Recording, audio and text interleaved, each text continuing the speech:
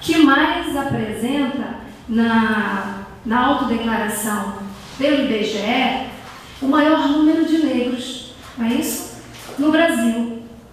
E ainda assim, vejamos só a relação de se ter a preocupação de produzir conhecimento em uma região em que nós temos uma população muito grande de negros declarados nesta região. E nós nos apresentamos como uma região, a partir desses dados objetivos, que menos estuda e menos se interessa por esta temática. Tá? Então, esse é um caso a ser pensado por todos nós. Bom, nós sabemos que a temática deste ano para a 8ª Secone, ela inclui aquilo que eu havia conversado antes com o professor João Batista, ela inclui algo que é de extrema importância, que é a construção de conhecimento e a atuação de intelectuais para se produzir conhecimento sobre a temática. Porque vamos pensar, Abdias Nascimento foi um intelectual, ele escreveu muito sobre essa temática. Coralina de Jesus também foi uma intelectual, no sentido em que ela usou a arte da literatura e da escrita também para escrever sobre as suas mazelas. O teatro experimental do negro também formou intelectuais. A partir da arte do teatro, tratou esta questão. E nós temos Florestan Fernandes, que também é um dos intelectuais que, dentro da academia, produziu muitos trabalhos e muitas pesquisas que ampliou e deu um foco diferenciado sobre esta temática dentro das universidades. Porque a tradição que nós temos dos primeiros estudos sobre o negro no Brasil, ele não está ligado às academias, às universidades. Okay? Essa é uma tradição construída e solidificada a partir de Florestan Fernandes. E nós temos também Roger Bartide, que também participou junto com Florestan Fernandes da produção do conhecimento. Então, a partir desta temática do evento, eu destaquei como temática para fazer a abertura relações raciais, intelectuais, produção do conhecimento e pesquisas na contemporaneidade. Eu destaquei essa temática que, por coincidência muito boa, conversei com o professor João Batista, ela esteve presente inicialmente na minha dissertação de mestrado e posteriormente na minha tese de doutorado. Então, essas questões eu tratei nesses dois trabalhos que eu realizei na minha formação. E essa temática, ela me é muito cara por várias razões.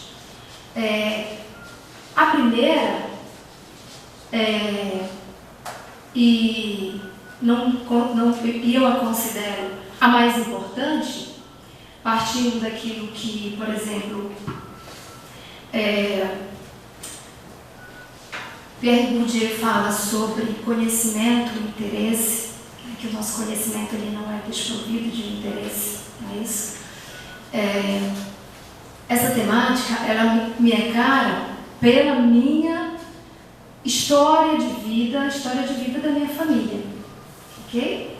Então, quando você se interessa por uma temática relacionada às questões raciais, você, em algum momento, você se questiona qual é a sua identificação racial.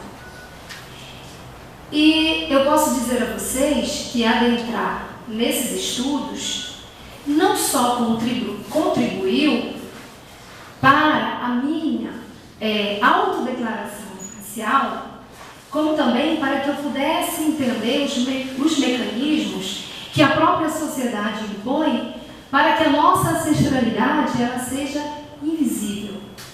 Ainda que eu possa olhar para o meu avô, para a minha mãe, e veja, por exemplo, que eles têm muito mais melanina do que eu, na minha adolescência, eu pensar sobre a minha condição racial.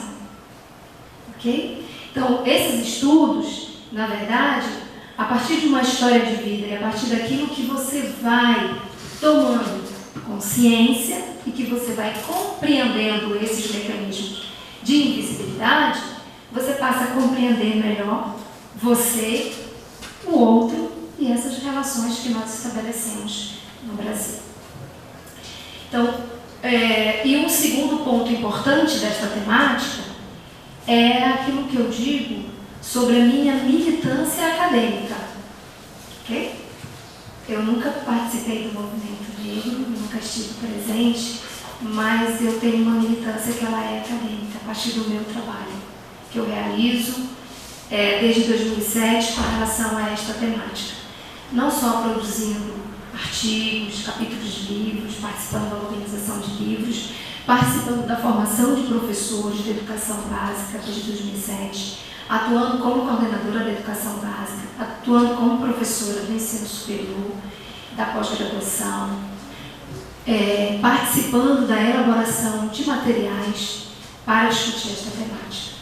Então, existe aí uma militância acadêmica. E é importante destacar isso, porque às vezes as pessoas olham para você e pensam assim, nossa, o que ela está falando sobre uma questão, né, que visivelmente você olha e você vê que aparentemente, mas tem muita coisa envolvida nisso. Bom, então eu selecionei esta temática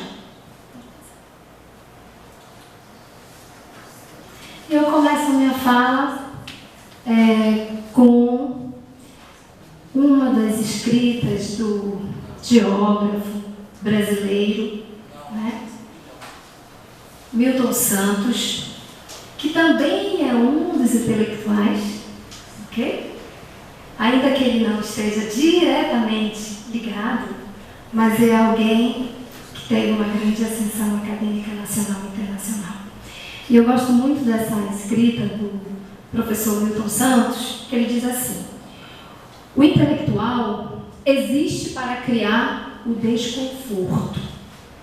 É o seu papel. E ele tem que ser forte bastante sozinho para continuar a exercer esse papel. Não há nenhum país mais necessitado de verdadeiros intelectuais, no sentido de que dê a esta palavra, do que o Brasil. Então, isso é só para nós começarmos, né, a nossa reflexão sobre esta temática. Qual o objetivo desta discussão hoje? Apresentar notas introdutórias sobre relações raciais e a pesquisa em educação no Brasil. Então, é a partir deste campo que eu falo, a partir do campo da educação. Então, qual a relação hoje que nós estabelecemos sobre relações raciais e educação no Brasil? A minha tese defendida ao longo desta conferência e ao longo de todo o meu percurso de produção e de pesquisa é esta aqui que eu vou defender hoje e defendo em todos os meus trabalhos. A desigualdade de acesso ao conhecimento científico é a produção de... A desigualdade de acesso ao conhecimento científico e à produção de ciência é mantida por práticas que reproduzem certos privilégios de natureza não apenas acadêmica, como favorecimento a certos cursos, mas de natureza social, quando se reproduzem práticas de invisibilidade das desigualdades raciais em relação ao acesso e à produção da ciência.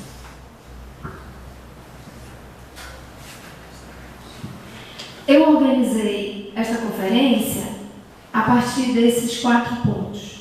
Uma discussão sobre relações raciais, sobre os intelectuais, produção do conhecimento e pesquisa na contemporaneidade. É apenas uma orientação didática, porque não são categorias isoladas, na verdade, são categorias que dialogam muito entre si. Pensar relações raciais no Brasil. Então, a despeito da relação entre negros e brancos, as classificações raciais, elas são construtos sociais e não dado da natureza. e são geralmente cunhadas pela ordem social dominante para servir aos seus próprios intuitos. E eu trago para vocês um recorte do jornal da Frente Negra Brasileira, A Voz da Raça. Gostou, professor? Ele é de 1933. Tá? Então é para mostrar para vocês que esta consciência em que o Brasil ele tem relações raciais desiguais, ele já está aqui materializado nesse jornal da Frente Negra Brasileira, vejam só, na década de 30. Então isso não é vamos pensar que isso não é algo muito recente, veja só. Tá? Ainda que depois nós vamos identificar certas publicações e certos livros, mas essa consciência de que a raça ela está presente nessas desigualdades econômicas, de acesso à educação, de acesso ao conhecimento, ela já tem essa discussão desde a década de 30. Isso é um exemplo. E pensar também... Pode passar, por favor. Bom, eu quero iniciar essa discussão mais introdutória, não vou me aprofundar muito, mas eu gosto na verdade, isso é um dos tópicos da minha tese, e que vocês sabem que essa afirmação, ela foi cunhada este ano, eu gosto muito de usar, no caso, o que circula pelas redes sociais, e foi o Neymar, né, que fez circular pelas redes sociais essa afirmação de que somos todos macacos. E a professora Reise, da UNB, ela deu uma resposta a essa afirmação do Neymar quando foi daquele episódio com o jogador Daniel Alves, vocês sabem, vocês lembram, não é isso? Em que jogaram uma banana para ele. Então, o Neymar, em apoio, em defesa àquela ação, ele fez essa afirmação com uma foto que estava ele e o filho, né? E postou e rodou todas as redes sociais. E a professora Renisa, da UNB, ela disse assim: somos todos macacos? Não, somos racistas. As definições do conceito de raça. O que é importante entender? Hoje, por exemplo, ainda hoje persiste a ideia de que raça está ligada a uma discussão e a uma origem biológica, que foi isso, na verdade, a intenção do Neymar. Né? Ele não conhece sobre essa discussão, mas foi uma discussão que veiculou muito e que influenciou, na verdade, muitas pessoas a pensarem assim. Né? E quando nós vamos estudar a teoria e os teóricos sobre raça, essa afirmação de que o homem negro está relacionado a ser o animal macaco, isso sim é uma afirmação racista e ela deve ser enfrentada. Deve ser enfrentada com conhecimento. De onde surgiu esta afirmação? Ok? De onde surgiu essa significação imaginária que circula? Né? Que circula em um coletivo anônimo. Bom, então é importante pensarmos que as discussões sobre raça até o início do século XX eram predominadas por teorias raciais que afirmavam que a raça era determinada biologicamente. Então, esse é o primeiro entendimento. Então, tudo levava a uma questão biológica. Tá? E nós vamos, a partir de agora, utilizar uma definição que é do professor Antônio Guimarães, em que ele vai dizer raça como categoria analítica é indispensável, pois no Brasil a única que revela que as discriminações e desigualdades que a nação brasileira dispõe são efetivamente raciais e não apenas de classe. Então eu coloquei as duas para fazer uma comparação de que essa orientação atrelando raça às questões biológicas, ela predominou muito nas pesquisas e nos estudos, principalmente no campo da historiografia. Então, vários mitos relacionados a questões judaico-cristãs, islamistas, gregos, aquelas estruturas mitológicas, quando falar do povo africano, o associavam a questões depreciativas. Então, essas mitologias, essas narrativas, elas foram adentrando o imaginário. Uma das narrativas, por exemplo, é em que o homem branco ele é associado aos anjos e o homem negro ele é associado aos demônios. Okay? Então, essas narrativas e mais essa explicação a partir de um determinante biológico, elas somaram e influenciaram muito as nossas representações sobre raça. E as observações do Antônio Guimarães é que ele vai dizer assim: a raça ela deve ser usada como uma categoria analítica, porque é ela, no Brasil, em que vai nos orientar para identificarmos as desigualdades econômicas, as desigualdades educacionais, a falta de mobilidade social. Por isso que ela deve ser importante. Bom, e esse historiador, Bradley, ele traz uma questão muito importante, que é importante pensar que as ideias de superioridade racial justificadas pelas teorias raciais, muito difundidas no século XIX, ainda persistem 200 anos depois. Mesmo diante do número de informações, o sistema de ensino não faz o suficiente para educar sobre a ciência ou a história do ser humano. Porque se o fizesse, ver-se-ia o desaparecimento do uso do termo macaco como insulto aos negros. Eu acho fantástico essa fala dele, porque é exatamente isso.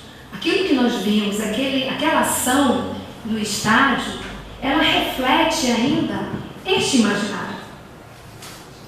E nós ainda temos dificuldade em compreender o porquê dessas ações. Porque qual a crítica que a professora Lenisa faz àquela afirmação, por exemplo, do Neymar? Porque ali houve o quê? Uma posição dele e dos demais que estiveram junto a ele de não enfrentar aquela ação como uma questão o quê? Racista. Ok? Então isso minimizou. E ela diz, não, nós temos que enfrentar essas ações sim como questões racistas, porque nós somos racistas. Tá? E por que eu trago a questão do sistema de ensino? Pensar que toda essa produção do conhecimento, ela vai chegar em um momento lá na ponta do processo educativo, que é na sala de aula. Ok? Então é isso esse percurso que eu vou fazer e vai ser a minha conclusão. Por isso da importância de você entender quem foram esses intelectuais, quais foram as produções, quais foram as teorias, por onde elas circularam em todos os campos. Não só na produção acadêmica, mas no campo da arte, da literatura, da música, da iconografia.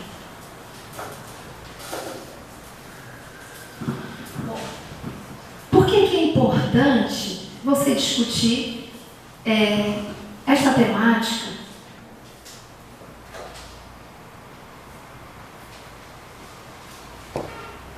A partir daquilo que nós temos que entender, que essas relações raciais no Brasil, elas são desiguais. Eu trago para vocês esses dados que eu retirei do livro Contribuições para a Implementação da Lei 10.639, da Lei de 2003, que faz parte da Lei Maior das Diretrizes e Bases da Educação, que é a LDB. Então, essa publicação de 2008, ela traz esses dados relativos ao ano de 2006 e 2008.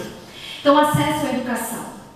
Então, brancos e negros têm acessos diferenciados à educação. Então, o primeiro dado que ele traz ali, na faixa etária dos 7 aos 14 anos, negros representam 2,39% e os brancos 1%.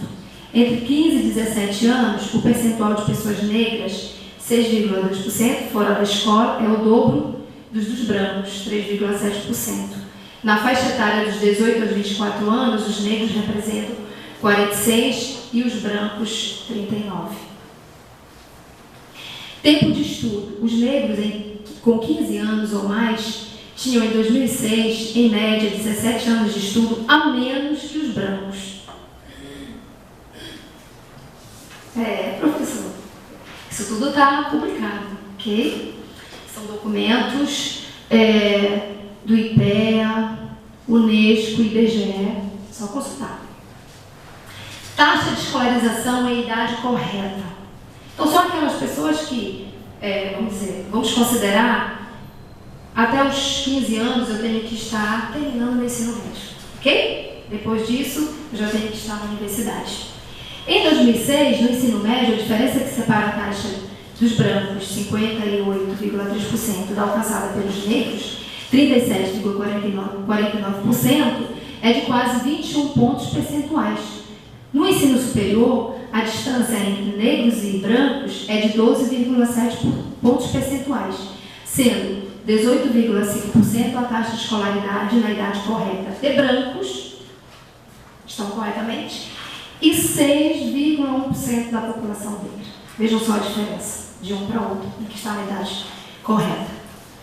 E a taxa de analfabetismo entre os jovens e adultos pretos e pardos, de 15 anos ou mais, 14,6% não sabem ler e escrever, para 6,5% entre os brancos.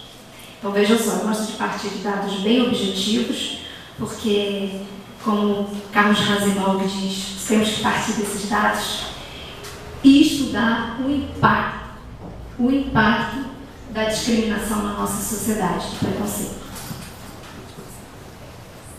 Bom, então vamos destacar agora o que aqueles dados eles nos dizem. Existe uma pirâmide, essa pirâmide que eu represento aí para vocês, é do acesso dos negros à educação. Então, ele tem, sem comparar com os brancos, ele tem um acesso um pouco maior na educação básica, vai diminuindo no ensino superior e na pós-graduação diminui ainda mais. O que isso quer dizer? Por exemplo, entre os 18 e 24 anos, 46% estão fora da escola. No ensino superior, a distância, que eu apresentei para vocês já naqueles dados, é essa entre brancos e negros. Então, o que está ocorrendo? Essa é a pergunta. O que está ocorrendo que essas pessoas não conseguem ter acesso quanto mais alto for a escala do sistema de ensino? Por que um grupo consegue e outro não? Essa é a nossa pergunta, correto? Por que brancos conseguem ter mais êxito e negros não? Aí eu começo a falar, fechando sobre a questão das relações raciais, para que nós possamos entender como é que elas se configuram no Brasil, e essas diferenças, aonde elas estão objetivadas. Aí eu apresentei aqueles dados para vocês. E agora nós vamos falar dos intelectuais. Eu gosto muito dessa escrita do Marcel Proust, que é no livro Sodoma e Gomorra, que ele diz assim: as teorias e as escolas, como os micróbios e os glóbulos, se devoram entre si e com sua luta asseguram a continuidade da vida. Porque esses intelectuais que nós vamos falar aqui, a entrada dele, a defesa daquilo que eles escreveram, não foi muito aceita. Então, esse campo de intelectuais, ele é um campo de disputa, correto? Ele não é um campo assim, tão homogêneo. Quando você estuda, por exemplo, sobre relações raciais, nossa, mas por que agora todo mundo estuda sobre relações raciais? Não tem outra coisa para você estudar? Não é isso? Então, vejam só, é sobre isso. É um campo de disputa, é um campo de interesse. E eu trago para vocês uma iconografia do Di Cavalcanti, também. E eu confesso a vocês que eu fiz uma procura muito grande, e eu também gostaria de lançar um desafio aqui, de pessoas que encontrassem iconografias e que tivessem a representação do negro, segurando o livro, lendo. Gostou, professor? Quais são as representações mais recorrentes? É o negro relacionado a quê? Ao trabalho braçal. Isso que a professora Francis falou, né? Nos livros, as imagens que estão nos livros, né? Elas nos educam, não é isso?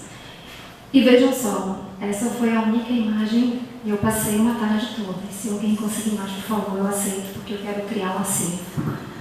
Então, você tem uma mulher negra segurando um objeto, o quê? Diferenciado, que é o livro, que é a leitura. O que essa imagem nos remete? Que essa mulher sabe ler. Que isso é uma prática dela. Correto? Então, diferente das outras imagens em que o negro e a negra está relacionado ao trabalho braçal, serviçal, subalterno, você pode jogar mais imagens das iconografias, você vai ver só isso. Você vai ter uma família branca ali usufruindo desses bens materiais e você vai ver crianças e mulheres e homens negros servindo, mas nunca você vai ver no status diferenciado. Tá?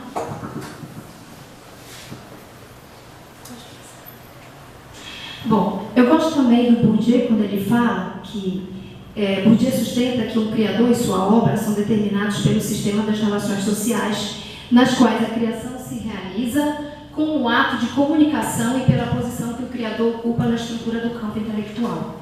Tá? Então, são essas relações das quais eu falei de disputa no campo acadêmico e no campo científico. O campo intelectual, ao modo do campo magnético, constitui um sistema de linhas de força. Os agentes e instituições estão em uma relação de forças que se opõem e se agregam em sua estrutura específica, em um lugar e um momento, momento dados no tempo. Então, quando eu falo de intelectuais, eu falo dentro de um campo e dentro de um campo de relações.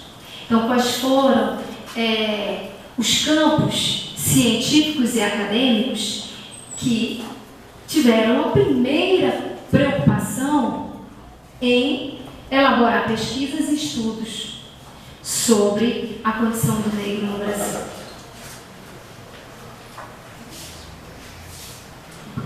Bom, eu gostaria de destacar como um desses campos, né, que se produziu conhecimento e agentes que produziram esses conhecimentos. Então, no campo da arte, o teatro experimental do negro, né, que faz parte da temática deste evento.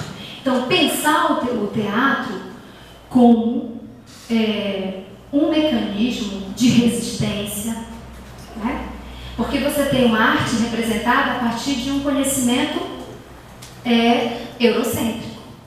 E o teatro experimental do negro, ele demarca uma diferença no momento em que ele traz uma outra lógica, não é isso?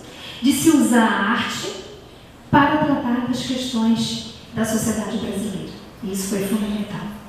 E a partir daí, ele formou não só atores, como também ele influenciou toda uma geração que depois foi chegando nas academias, nas universidades. Cadernos negros, também. Tá?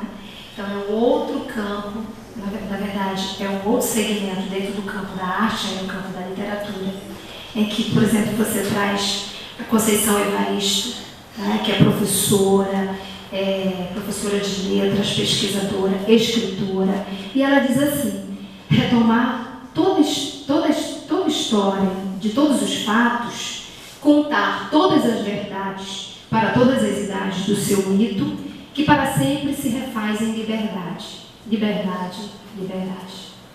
Então, é uma escrita também militante. Isso também fez a diferença e faz. Então, você tem a origem aí do Cadernos Negros, que é de 1978, em que você tem também vários escritores, pesquisadores e escritores, que também influenciaram toda uma geração. No cinema, então eu trago no cinema o Joel Zito, que também tem uma influência muito grande quando ele traz, por exemplo,